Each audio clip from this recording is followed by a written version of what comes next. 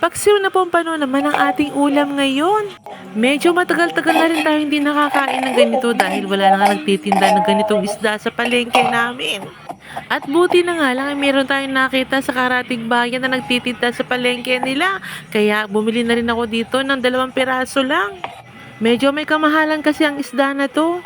Mahal nga nitong isda pero napakasarap naman talaga. At ako naman ay naghiwa na dito ng ating mga sangkap katulad ganitong ating luya, kamatis, bawang at sibuyas. Ayan na, ready na nga itong ating mga sangkap.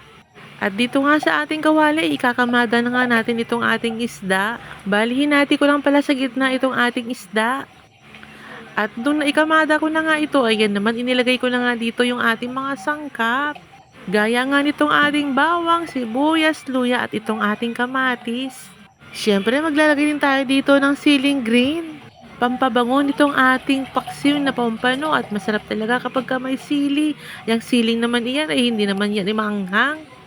At pagkatapos naman ay timplahan na nga natin ito ng pamintang durog, ng patis, depende sa iyo kung anong gusto mo, kung asin ay pwede lang po.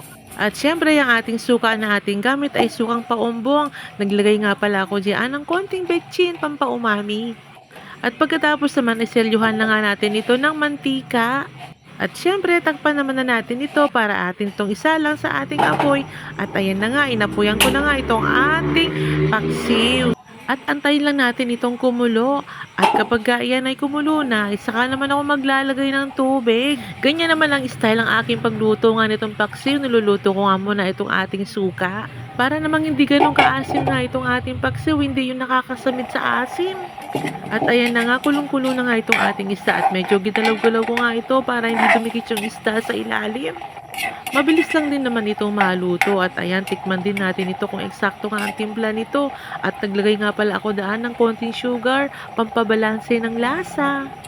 Medyo iluto pa nga natin ito ng konti para medyo mabawasan nga yung ano nito, yung sabaw nito. At ayan, nagdagdag pa nga ako ng asin kasi medyo matabang pa nga itong ating paksiw.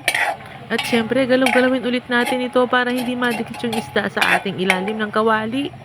At kung minsan nga ibinabaliktad ko din itong isda para naman yung kabilang side ng isda ay ma-absorb naman yung sabaw nitong ating paksiw. At kung nakikita nyo nga ay pinapaliguan ko nga ng sabaw itong ating mga isda para pantay nga yung pagkaluto nga nitong ating isda. At ayan, tinignan ko nga, medyo pinisil-pisil ko nga na itong isda dito sa ating sandok ay medyo malambot na nga ito kaya okay na. Ayan pinaliktad ko, ganyan ako magpaksiw po. Pwede naman ng ganyan. Nasa kanya-kanyang style lang naman ang pagluluto nga nitong ating paksiw. Ayan, at wala na nga rin namang edit itong ating voice over kung ano na lang at ako'y nabubulol na. O siya, luto na nga itong ating paksiw at napakasarap na naman nito. Ihanda ng isang kalderong kanin at siguradong taob na naman ito. Bye-bye na. Maraming salamat sa panonood.